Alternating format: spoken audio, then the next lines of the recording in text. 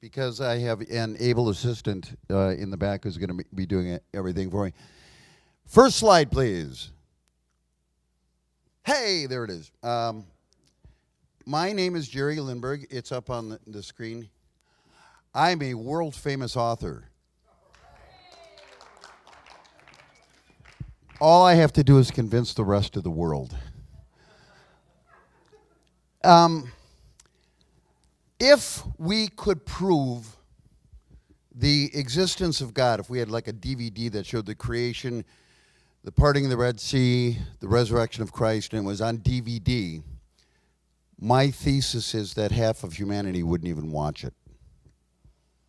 And that's sad, but that's our mission as Christians. Our mission really is to reach those who are walking the fence, those people who are the skeptics, the doubters, the ones who spend their life trying to balance between belief and unbelief. If we could produce that DVD that had all that proof, here's what we wouldn't see in the New York Times the next day. Because the New York Times is not interested in us, nor is ABC, CBS, NBC, or CNN. I liken what I've done with my novel, The Fingerprint of God, to what another gentleman did with another book a few years back. Go ahead. You all know this piece of heresy. They made a movie out of it. Tom Hanks starred in it, gladly, I'm told. And Dan Brown sold a lot of books. He had a movie made about that story, which was an absolute falsehood, discrediting Christ. Next. That's my picture of Dan Brown. Next. That's my picture of me. A little self-aggrandizement never hurts an author. Rather dashing, I'd say. Next. Little Dan Brown, Jerry Lindberg comparison. Next. All right. Dan Brown sold, go ahead, 41 million copies. I'm working on it. Dan Brown's story is based on the Gnostic Gospels. My story is based on Scripture. Dan Brown's story discredits the Church of Christ. My story affirms the biblical record. Dan Brown is unavailable for any sort of interview other than a softball interview. I'll talk to anybody that'll... A little background. I worked for 5 years as a transcriptionist. A transcriptionist is somebody who actually listens to tapes and then types it into the written word. Medical transcriptionists, you've all heard of those. Well, I did that for video. I worked for a company called Mahoney Media out of St. Louis Park.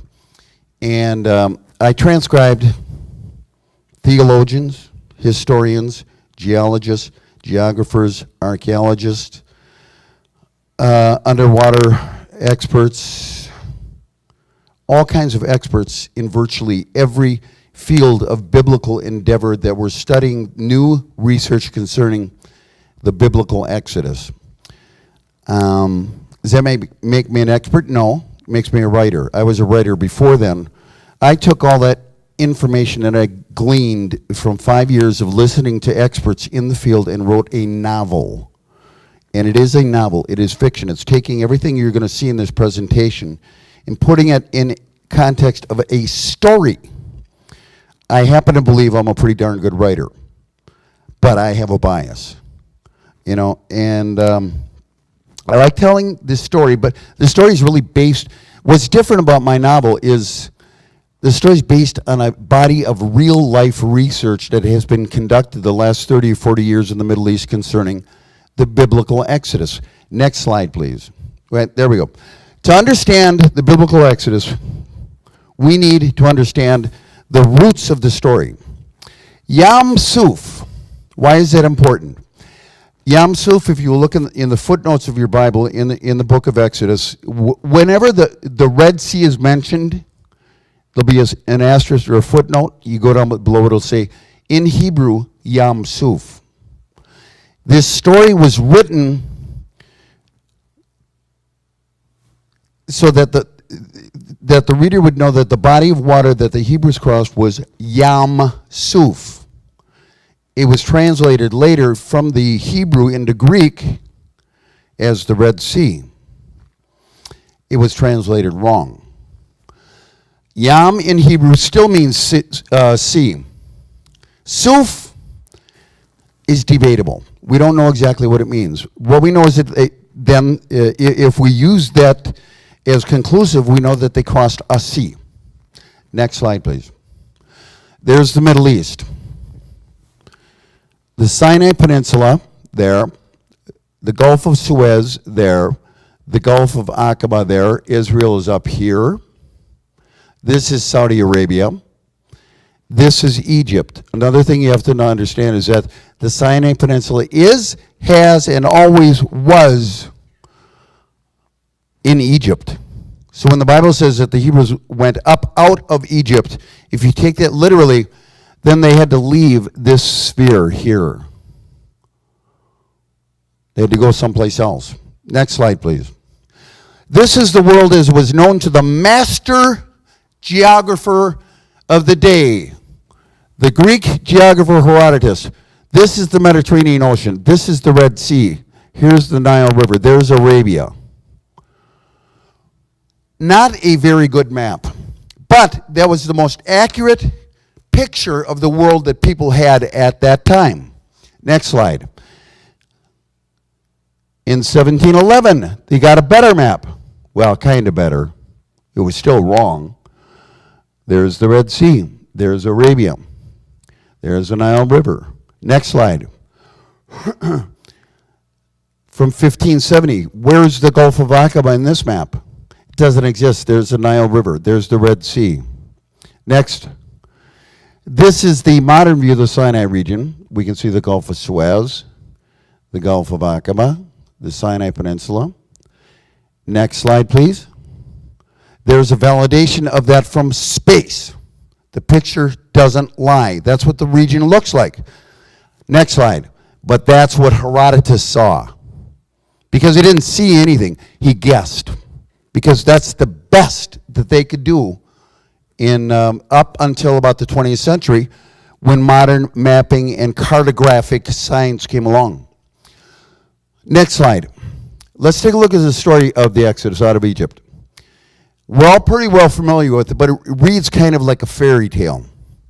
Moses receives a divine message from God at the burning bush to go leave Midian and rescue my people in Egypt and bring them back to Midian. You start here, you end here. This is my holy mountain, and you will begin your journey here and bring them back here. Next slide, please.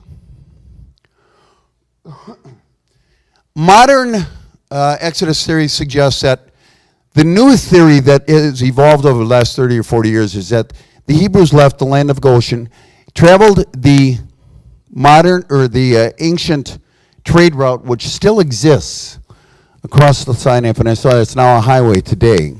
And at one point, he is told to turn back. He is also told to avoid the way of the Philistines. They're a warring nation. They will kill you. Moses, if nothing, is obedient. He and the Hebrews turn back and go south on the Sinai Peninsula until they encounter a crossing site at a place called Nueva. Note here, if you will, Midian. Midian is the land Moses received his vision from God in, and it was the land he was told to go back to. You start here, you end here. Where is Midian? Midian, without any debate from biblical scholars, is and always has been located in modern-day Saudi Arabia. This is the proposed site of Mount Sinai. I should state at this point, I am not a scientist. I'm not a geographer, a geologist, a historian. I'm a guy who heard a lot of stuff. And I gathered that stuff, and I'm presenting it here. This is the site of the traditional Mount Sinai. It's located on the Sinai Peninsula. It's called Jebel Musa, the Mountain of Moses. How did they decide that that's where Mount Sinai is? Next slide. Okay, first off, let's get a little scale. The distance from Goshen to the proposed Mount Sinai in Saudi Arabia is approximately 220 miles. You divide that by 60 days because they arrived at Mount Sinai on the first day of the third month, 60 days. And it equates to about 3 miles a day. Is that doable? Absolutely. Most people have this preconceived notion that that's a huge body of land. But you can walk from any point on the Sinai Peninsula, or to any point on the Sinai Peninsula, virtually within a month. Next slide, please. This, back it up one slide. Back it up another slide. Okay. Want to point this out. Moses receives his vision at Jabal al-Lawz in Saudi Arabia, which was ancient Midian. He is told to go to Egypt, rescue my people, and bring them back here. He knows he must traverse Saudi Arabia up through Ezion Geber, which is modern-day Eilat. He also intends on coming back to Eilat before coming back to Jabal al-Lawz. So we know what his intentions were. Next slide. Next slide. There we go. This is modern-day Eilat. It is located at the crest of the Gulf of Aqaba. Some interesting things about this picture. Notice the steep grade of the land. The Gulf of Aqaba sits on the Great Sea Rift, which is a tectonic plate in the earth. The Gulf of Aqaba is incredibly deep. On average, it's 12 miles wide. It's 3,000 to 6,000 feet deep. So it's sitting literally on, it is a canyon filled with water. The city of modern-day Eilat is surrounded. Down here is the country of Egypt. Up here is Jordan, and there is Israel. And about 80 miles up that way is the Dead Sea. That Great Sea Rift goes all the way through there, and all the way through the Gulf of Aqaba. And as I'm sure you can imagine, this is politically a very hot region. Saudi Arabia is about 10 miles down the road, but this is a Muslim country. This is a Muslim country. This is a Jewish country. So they don't necessarily peacefully coexist. Next slide, please. I show this for you. I grabbed this from Daily Bible Study. I just picked it off the internet. Land of Midian. Where is it? Modern day Saudi Arabia. Mount Sinai. Where is it? Why, it's in Egypt. Excuse me, but didn't they begin and end their trek at Midian, or in Midian? It goes to show you that the story still exists, that this is the traditional Mount Sinai. Next slide, please. There is the traditional Mount Sinai.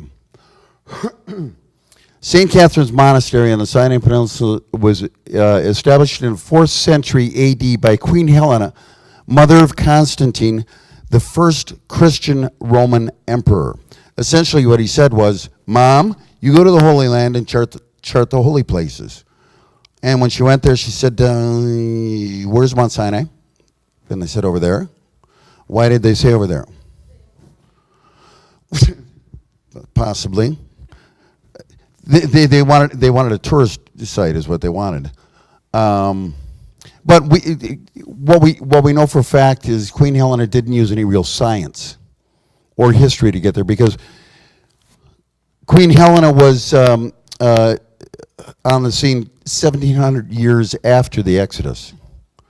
So the information she was getting was going to be 2nd, 3rd, 4th, 5th, 6th, 7th, 20 generations disposed. So she established in the 4th century AD that that's where Mount Sinai is. But if you're looking for Mount Sinai, there are like 20 characteristics of the mountain that you'd be looking for. None of them are met here. But they are met at Jabal al-Lawz in Saudi Arabia. Next.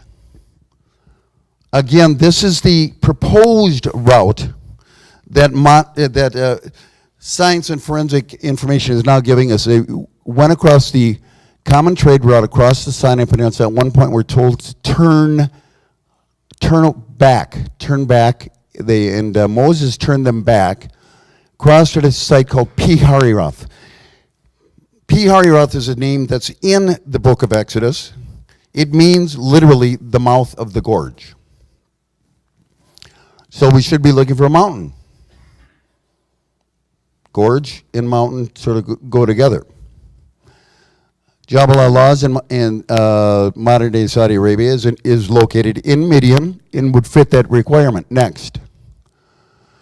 This is the traditional route, the one that you probably, if you open your Bible today, you'll see this sort of explanation. They left Goshen, crossed the Red Sea at either the Bitter Lakes or the northern crest of the Gulf of Suez, traversed down the length of the Sinai Peninsula to Jabal Musa, the Mountain of Moses, and then wandered in the wilderness for 40 years. And there are some real logistical problems with that. Next slide, please. This is an aerial view of the Gulf of Aqaba. If Moses was told to turn back, and he was up here somewhere, and he was heading towards Ezion Geber, modern-day Eilat, to go down here somewhere, and he turned back, he wouldn't turn back to Egypt. They were chasing him. He wouldn't go up to the land of the Philistines because he was told by God, they're going to kill you. His option really was to go south. And being obedient to God, he went south. And if you will look at all the dry riverbeds, the wadis of the region, they tend to lead to one location.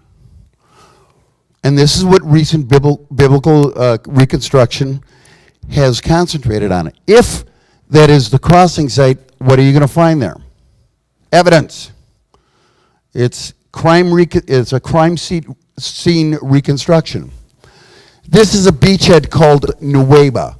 It is located in Egypt on the Gulf of Aqaba. Next slide, please.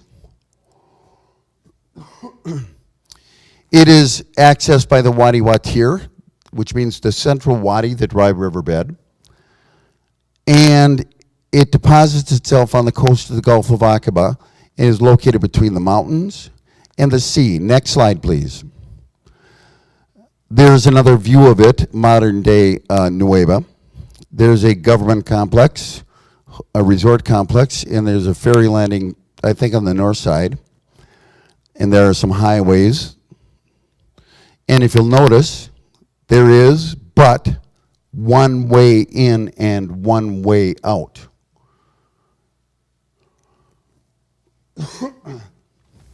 Next slide, please. This is looking up the Wadi Watir from the highway here. Does the term mouth of the gorge suggest itself to you? Next. That's looking down. There's the Red Sea in the background there. Next slide.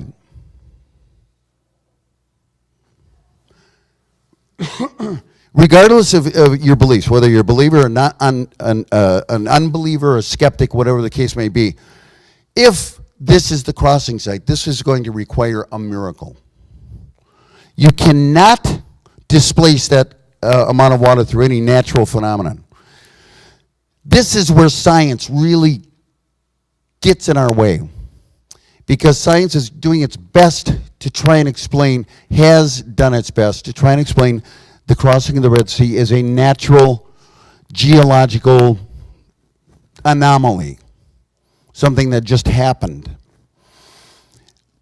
If you are going to accept this version of the story, if the evidence leads you to the beach at Nuweiba, then you've got to understand something about the Red Sea at this location. Next slide, please. At the bottom of the Gulf of Aqaba, are telltale are coralized anomalies. They are things that suggest something cataclysmic happened here. Is that a chariot axle? I don't know. Next. Is that a chariot axle and wheel? I don't know. I can tell you this as somebody who's been part of the project for 5 years. I've seen literally thousands of these pictures from the bottom of the Gulf of Aqaba. I could submit them to National Geographic, I suppose, or the New York Times, or CBS or NBC, and they would say, well, how do I know that that's an actual chariot wheel, and we don't know that? Is that the Gulf of Aqaba or the Gulf of Mexico? How do you document that? All I can say is I've seen thousands of these pictures, and there are anomalies coralized at the bottom of the Gulf of Aqaba, which defy any reasonable description. Next slide, please. Ron Wyatt, who started this whole exploration, and from which the whole body of research has evolved, took this photo, and I've seen the video of this. Is that a golden chariot wheel at the bottom of the Gulf of Aqaba?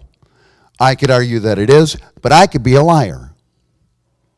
But I've seen the video, and I've seen Ron Wyatt on video, and I've seen and heard the testimony about his explorations. Notice that, and the reason there's no coral there is because coral will not grow on non-porous metal. It grows in the center of the wheel hub, or the wooden hub, but it won't grow on gold. And if that is a golden chariot wheel, that is either pharaohs or a high priest or a general or something like that. Next slide, please. Here's what we know about the topography of the Gulf of Aqaba. This being Nuweiba, I mentioned the Gulf is incredibly deep. It is, except at Nuweiba. At Nuweiba, there's a natural land bridge that goes from Egypt to Saudi Arabia.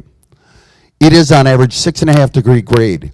The bottom is hard-packed sand, no different than walking on a beach. If you take the water out. If you take the water out and dry it out, it is literally very passable.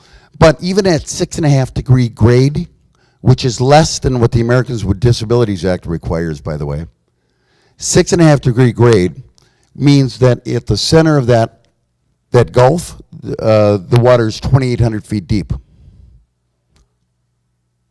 That's half a mile. Half a mile. Are you going to explain the parting of that sea by a volcano, an earthquake, tectonic shift, a lunar anomaly? No. That is why the story is dangerous. Because to accept this evidence means you must accept a divine act. I can, because I'm a believer. The unbelievers have a real issue with that. How can you do that? You can't just part 20. No, I can't. He can. Next slide, please. Let me get some water here. On the Saudi Arabian side of the Gulf, once we cross over the Gulf of Aqaba, there is a rock that's about 4 stories high, consistent with the biblical story. It is located on one of the wadis that leads up to the proposed Mount Sinai. Next slide. There's a closer look at it. Scripture says, "Then Moses cried out, Lord, what am I to do with these people? They are almost ready to stone me." The Lord answered Moses, "Walk ahead of the people, take with you some of the elders of Israel, and take in your hand the staff with which you struck the Nile, and go. I will stand there before you by the rock at Horeb. Strike the rock and water will come out of it for people to drink." There are telltale signs of, losing my voice, folks. Telltale signs of water erosion, thank you, at the base of this stone.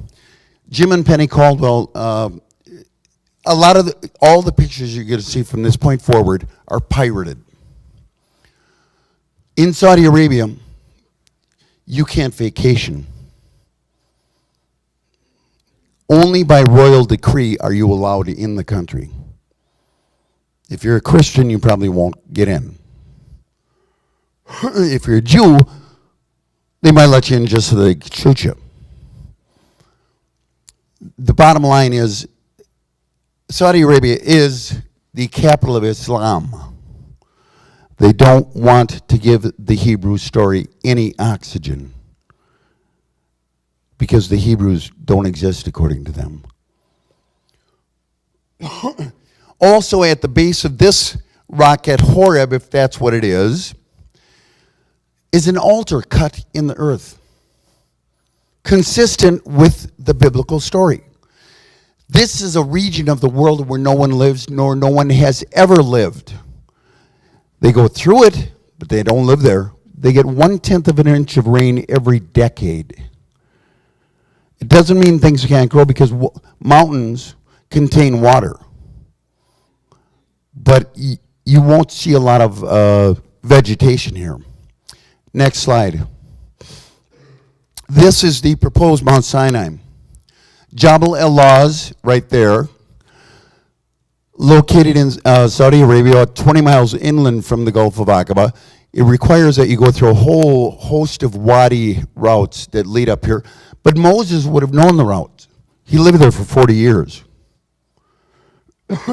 And he knew how to get back to the burning bush location. Notice the blackened peak of Jabal el-Lawz. The mountain smoked and burned for 3 days as the Lord expressed his wrath and his power. Notice also, too, unlike St. Catherine's Monastery, you could actually encamp a large number of people there. Next slide, please. On the wadi route that leads up there, there is an oasis. They would have had to pass by this site. Read the scripture. Then they came to Elim, where there were 12 springs and 70 palm trees, and they camped there near the water. At this oasis, there are 12 working wells today. And I haven't counted the number of trees. But it is still there. Next slide, please. At the base of Jabal el-Lawz, the proposed mountain of God, see what I'm putting together a whole bunch of little puzzle pieces here. I'm not an expert. I don't claim to know the definitive truth, but I know what I've seen. And the preponderance of the evidence suggests that I'm showing you the mountain of God. And you're a select group of people. Not everybody's seen this story. Don't look for it in the New York Times. At the base of the mountain, there's a guard shack that is manned by guards of the Saudi Army, AK-47s. These, again, are all pirated pictures. But Jim and Penny Caldwell, who've been there, who may have taken this picture, I don't know for a fact, were confronted by them and told to leave, and they left. Why put a fence? Because in 1986, Ron White began snooping around the mountain, and he began publishing some of his theories. And the theory was that this was the mountain of God. News travels around the internet rather quickly, I'm sure you understand. Pretty soon they put a mountain around, or a fence around the mountain. They didn't want any snooping to go on here. This is our property in Saudi Arabia. Stay away. Don't come here. Next slide. Make an altar of earth for me and sacrifice on it your burnt offerings, fellowship offerings, your sheep and goats, and your cattle. If you make an altar of stone for me, do not build it with dressed stones or cut stones, for you will defile it if you use a tool on it. And do not go up to my altar on steps, lest your nakedness be exposed on it. Next slide. At the base of the mountain is a structure. Obviously not a product of a groundswell or gravity. This is man-made in a region where no one lives, nor no one has ever lived. Next slide. Here's a look at it from up the mountain, looking down. You see the L shape? Theory is that this was a place where they led their cattle and their sheep for sacrifice. They would kill them, execute them, burn them in the pit at the end, and there are still to this day ashes there. One thing I should have mentioned when we were looking at the ocean, when you dive at the Gulf of Aqaba, you have to swim out a full mile before you can go down. You can't take a boat out. You got to swim out. You have to get a permit from either Saudi Arabia or Egypt to do that. And when you swim out there and you dive down, you will be shadowed by an Egyptian gunboat. If you bring anything up, they will confiscate it or kill you, or both. That's how serious this story is to the Nation of Islam. So we have the sacrificial pit. Next slide, please. There's another look at it. Obviously, this is man-made, not cut stones. Next slide. There's another look at it. There's a channel they led them through. Next slide. Moses got up early next morning and built an altar at the foot of the mountain and set up 12 stone pillars representing the 12 tribes of Israel. At the base of the mountain are remnants of pillars. These are obviously cut stones. Nature doesn't make them quite that perfect. Next slide. There's another look at it. There are actually, by my count on the photos, 11 of them. The 12th one, I don't know. Next slide. They are located in a semicircle here at the base of the mountain. Is that the altar that Moses constructed? Another puzzle piece. So, yeah, I mean, I don't know anything definitively. I'm just being the reporter here. Next slide. At the base of the mountain are literally hundreds of these petroglyphs, carvings in the rock.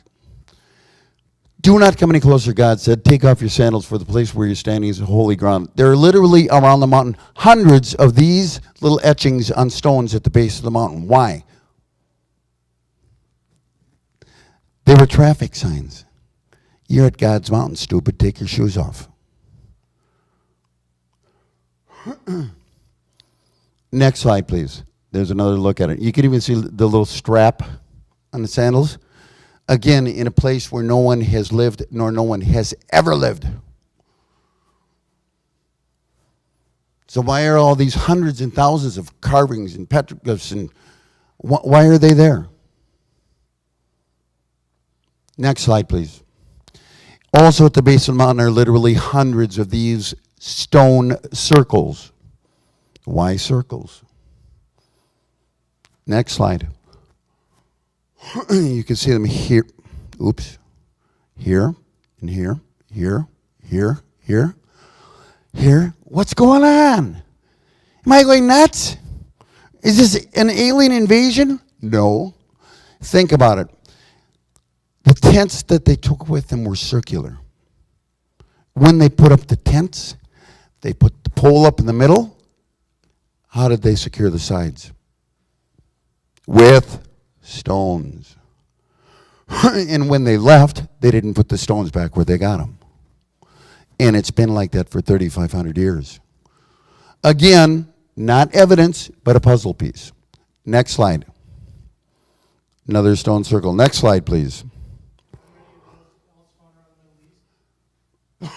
I'm sure there's some.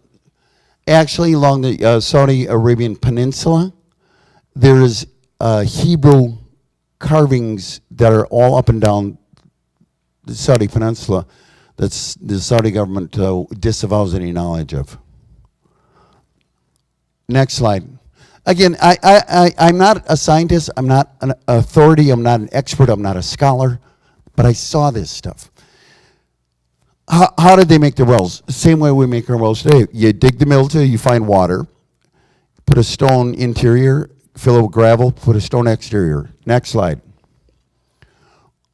A ancient well, the remnants of an ancient well. Next slide. There's part of the remnants of an ancient well. Next slide. Another well. Notice it's right behind the fence there. Next slide. Well, behind the fence. Next slide. Ooh, this is interesting, compelling evidence. On the Egyptian side at Nuweiba is a 14-foot granite pillar. No markings on it. When they found it back in 86 or so, they discovered it was laying in the water, and they don't know how long it had been there, a year or a millennium or 2 millennium. They didn't know. They pulled it out and put it up. No markings on it. It's Egyptian red granite. On the Saudi side is a similar, or on the Saudi side is a similar pillar, 14 feet in height, and they discovered it right across from Nuweiba. Egypt, Saudi Arabia, pillar. What the heck is that? After the Saudis put this up, somebody put forward a theory that this may have been a marking site for the crossing of the Red Sea. King Solomon, with his navy in about 800 BC, decided that he was going to show history where the Red Sea was parted and set up this pillar here and here. Now that's an interesting theory. It's a theory. It's not fact. I can't prove it. Another puzzle piece. Next. This is what was inscribed on this pillar on the Arabian side.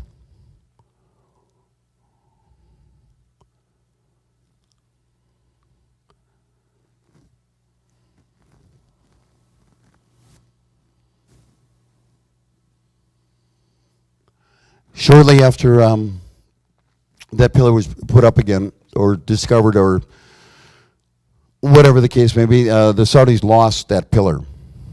We don't know where it is. More than likely it was placed on a barge and floated out into the Gulf and dropped. Next slide, please. Top of the mountain of God, Jabal al-Lawz, blackened peak. Why is it blackened? I don't know. I'm not a scientist, I'm not a geographer, I'm not a geologist. I can't tell you about metamorphic and igneous rocks, other than to say that that one looks light and that one looks dark.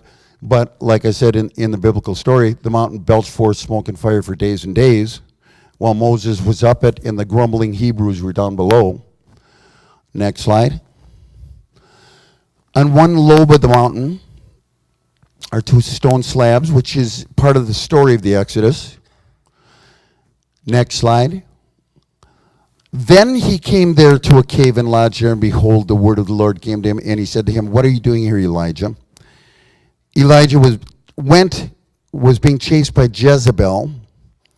Being a prophet, Jezebel was trying to kill him, and Scripture says he went to the mountain of God. This would have been about 1000 BC. So where is the mountain of God? Elijah knew. We don't necessarily know, but Elijah knew. And he stayed there in a cave and lodged there. Notice the cave. So this mountain meets that requirement. There are actually 20 physical requirements that the mountain of God has to have. One of them being the cave, the 2 stone slabs. It's got to have access to water, which I'll show you in a second. Next slide, please. Also at the base of the mountain is an area that looks curiously like it has been constructed sometime a long time ago, as an altar. It's been fenced off by the Saudis. You ain't going in there. They don't want you in there. They don't even want their own people in there. However, their own people, the people who actually traverse through the area, the Bedouins, they refer to this mountain as Jebel Musa, the mountain of Moses. But you won't read that in the Saudi history. As a matter of fact, that L-shaped altar that I showed you, officially the Saudis say that was a house. Odd-looking house. I've never seen an L-shaped house like that, at least not that narrow. Next slide, please. Notice this inscription. I mentioned that these are all pirated Photos, S.H. Kim, Dr. S.H. Kim. Dr. Kim was the personal physician of the Saudi king. He was given permission, carte blanche, to explore the area. What Dr. Kim never told the Saudi king or his people was that he was a Christian. And he knew about this place. And he went there and he started taking pictures, he and his family. He took a picture of this fenced off area that looks like it may have been constructed as an altar at some point in time. Next slide, please. Inside that supposed altar, again, another puzzle piece, are carvings of bulls. Odd, because Saudi Arabia never venerated, they never worshipped the bulls, especially during that time. But the Egyptians did. The Egyptians worshipped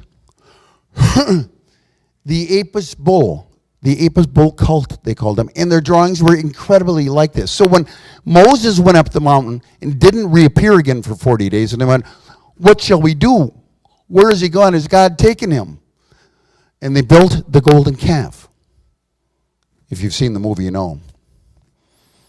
And if they were worshiping a calf, they would have had bovine calf petroglyphs that looked a lot like, well, what they knew best was the Egyptian god. They'd just come from there. Next. At the end of 40 days and 40 nights, the Lord gave me 2 stones tablets and the tablets of the covenant. Then the Lord told me, go down from here at once, because your people whom you have brought out of Egypt have become corrupt. They have turned away. They are worshiping the golden calf. And on that day, the Hebrews killed 3,000 of their fellow travelers. Rather brutal judgment, I would say. But that's what the Bible said. And 3,000 yards away from this mountain is an ancient graveyard. Standing monoliths that are there, no markings. It is a huge, massive graveyard. And an American archaeologist has put in the paperwork to dig there. Of course, it's been denied many times. He would love to find out exactly what era that graveyard is from. Remember, this is a place where no one lives, nor no one has ever lived. And yet you have a massive graveyard there. Is that the burial place of those 3,000 Hebrews? Again, don't know. It's another puzzle piece. Next slide, please. There's an aerial view of that altar site. You can see it's fenced off. This is courtesy of our friends at Google. Next slide, please. This is an artist rendition. So this is not real, but it's going to give you some proximity. It's going to be very interesting. If they dug wells, they would have dug them in this fashion around here, because there is groundwater underneath this mountain. The spill-off would have gone in here and filled up this reservoir, and the people would have drank from the wells themselves. But that's not the real interesting thing. The real interesting thing is, remember the L-shaped altar? Right here. Remember the stone pillars? Right here. Remember the golden calf altar? Right here. Puzzle piece, puzzle piece, puzzle piece. Interesting, you could call it an anomaly.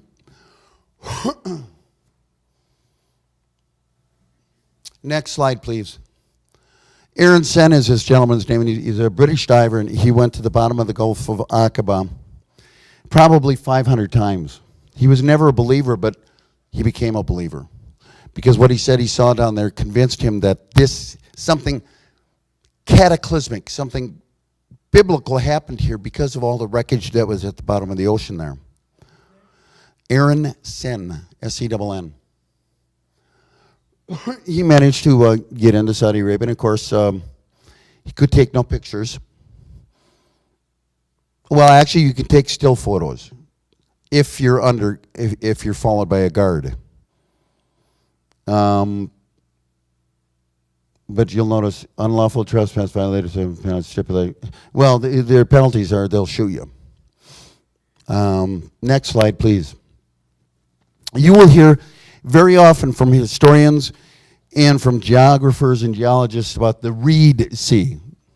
Have you heard that theory? The Reed Sea. They crossed the Reed Sea, not the Red Sea, the Reed Sea. That fits their template very well for the simple reason that a Reed Sea would have required shallow water, either up here or along here. This is called the Bitter Lakes, the Gulf of Suez. These are all shallow bodies here. Reeds can and do grow there. This is where papyrus grows. There's a couple of problems with that theory, though. If you're going to believe that the Bible is telling us an accurate story, if Moses was actually telling us the world as he recorded it in his own fashion at that time, in his own language, this area is not up and out of Egypt, number one. It's well within Egypt. Number two, if you're going to cross here or up here, you know, in the little lakes that exist along the Gulf, the Mediterranean Sea, and Pharaoh's army, all 250,000 of Pharaoh's army perished when the ocean crashed over them. The Hebrews went through, the Egyptians, like dummies, followed, and God crashed the mountain on them, or the ocean on them. How do you drown 250,000 people in that body of water? Number one. Number two, if I'm an Egyptian general and I'm following them through this body of water, or this body of water, or this body of water, why don't I just say, why don't we send half of you over to the other side to intercept them? It would be the logical thing to do. Number three, if they're trapped between the mountains and the sea, as Scripture says, where are the mountains? So this site doesn't work for those reasons, but scientists, naturalists insist that this is a possibility because this doesn't require a miracle. This could be explained away by an earthquake or a volcano or a tectonic shift or a lunar something or another. But the Gulf of Aqaba is going to demand an act of God. What was the reading I saw a couple of days ago? It said, those who don't believe in miracles will never have one. And did God perform a miracle there? That becomes a matter of faith, doesn't it? We don't have the video. Another thing you should know about the Reed Sea theory is that the Reed Sea, Yam Suf, translates in Coptic Egyptian to, or actually in, the Yam is Hebrew, the Suf is Coptic Egyptian, which is reed or papyrus. But that botanical explanation for reed or papyrus didn't even come in the record until the 3rd or 4th century BC. In other words, it would be like somebody today going back and saying, you know, in American history, before 1960, you never really even see the word computer. The word suf as a reed didn't exist until the 4th century BC. So how could Moses have called it Yam Suf and know 1,100 years in advance that Suf would be called, would equate to reed or papyrus? So what does it all mean?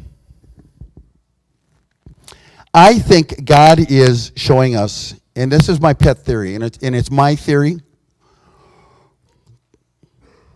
Remember, I'm an author, world famous author. I'm allowed to have a theory. My pet theory is that this, in a small way, and this is a story that's going to grow over time, because Tim Mahoney's film is going to come out in a year or two. We're not exactly sure. And it's going to astound the general public. But you know what? What do you think the reviewers are going to say about his film? It's a piece of amateur hack archaeology from an amateur hack filmmaker who makes amateur, because they wouldn't believe it if they had the video of it. You know, so they're going to be natural skeptics. My pet theory is that God is revealing himself to us in this story. Why?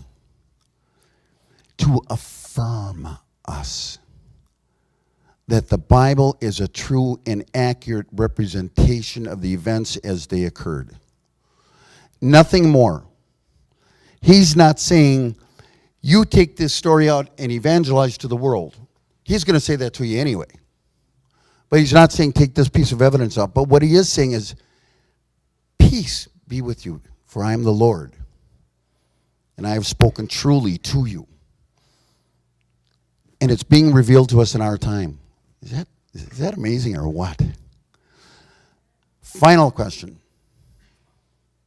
Is it a portent? Is it a foreshadowing of the end of the age?